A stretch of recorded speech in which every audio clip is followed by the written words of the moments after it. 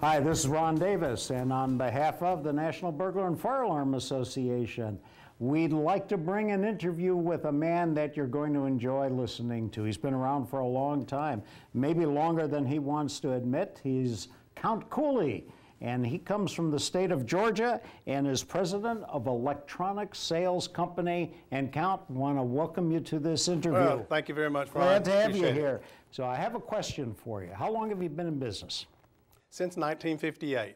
And how long have you been running the business? Running the business, I guess, actually started in the 70s, but I actually purchased the business from my father in 1981. At 13 years old, when we started in business, in 1958, I was not doing what all 13-year-olds do. I was pulling cable, I was under the attics, I was under the floors, I was carrying the tools, I was doing the grunt work. So that's how I started out. Okay, and when did you decide to get into systems integration, Count? Oh, that was really, we were drawn into systems integration like a lot of us were. Doing a lot of system integrations was really a demand by our customers to draw us into that industry. And I'm so glad that we were pulled into that. That just expanded the opportunities with our customers. Do you find systems integration to be a profitable part of your business? Oh, yes, absolutely. Do you have service contracts with virtually all of your customers? Absolutely. And yes. what business are you in exactly? I'm in the recurring monitoring business. A recurring monthly revenue business. Revenue business, yes, for sure. In looking at what's going on in our society today and in our economy, people tell us we're in a recession. What do you think? Well, this year we're experiencing only a 10% growth. I understand. Even in the recession. And we, you know, security was in the top 5 in the USA Today as one of the, quote, the recession proof. I don't think there really is a recession proof, but if you're as recession proof as you can get in this industry. And I certainly have seen an increase in demand for our services and our inspections and all that sort of thing, with Homeland Security being, and the word security since 911, you know, it's gone up on everybody's totem pole as far as priority and importance.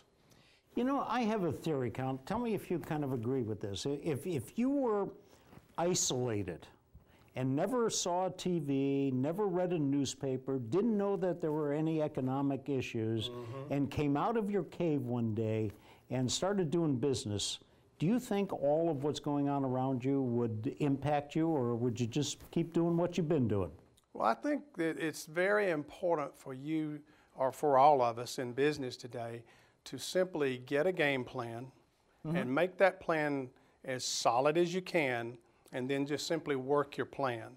And try not to let competitors, try not to let world circumstances and all that sort of thing drive the way that you do business. The main thing is, and my dad always used to speak this, if you put a good product out there, a good quality product, an honest product, and always give the customer 110%, more than what they're paying for, you won't have any problem staying in business in today's environment, or any environment. What's the one component of success in this business that you would pick out and recommend to somebody who's just getting started? As most of us get started on shoestrings in this industry, and I've certainly come from 50 years ago, that's the way we started out. The shoestring, and there's many people in this industry, as other industries, we are almost hobbyists, and then we become in the business, so to speak. And most of the time, we don't have, a lot of the times, the business acumen that we necessarily need to stay in business, especially as that business begins to grow.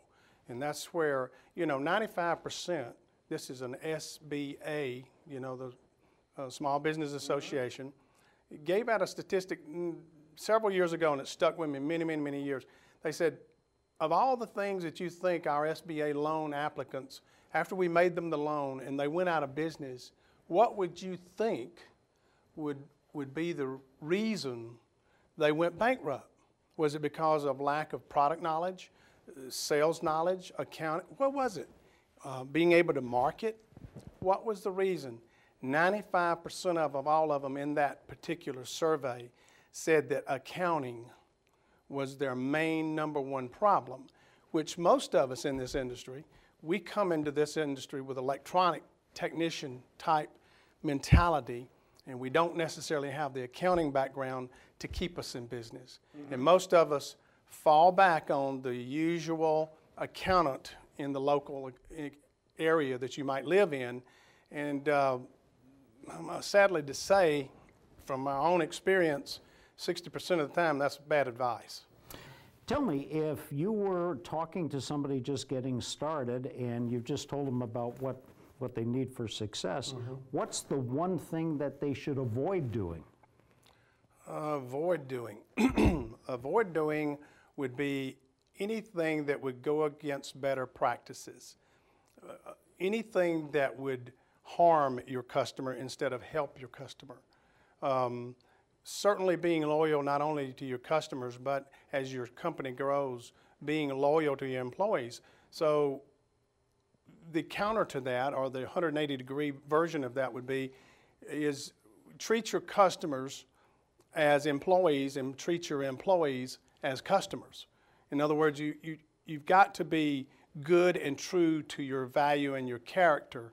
And so things not to do is anything that would blemish that integrity and character of you as a business person, which, by the way, spreads throughout the entire operation that you have to all the other employees and customers. Now, if you were looking ahead to the future and could see your company in the year 2025, what do you think it might look like? But in 15 years, I would. Mel Marler one time asked me, he said, "What's your exit strategy, Count? Do you have an exit strategy?" And I told Mel, I said, "Yes, Mel, I've got one, and it's the coffin, you know?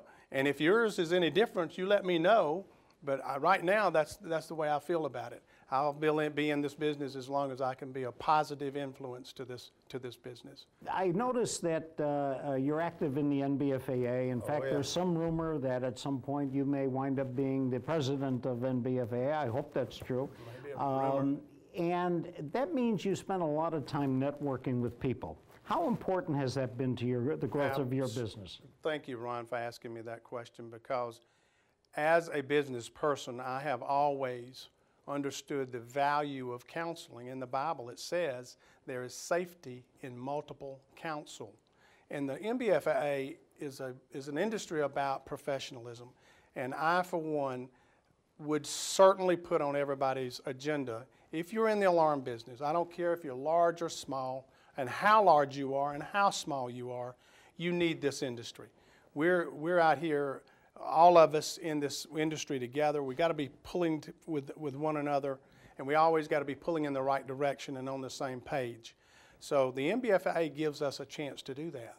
I was in a very important executive meeting this morning, and I never, ever come to those meetings or these meetings and don't walk away with 2 or 3 good ideas. When I take it back and implement it at my company, it's meant the difference between success and not. Count, I want to thank you for being here. All right, appreciate it. Take good care. All righty.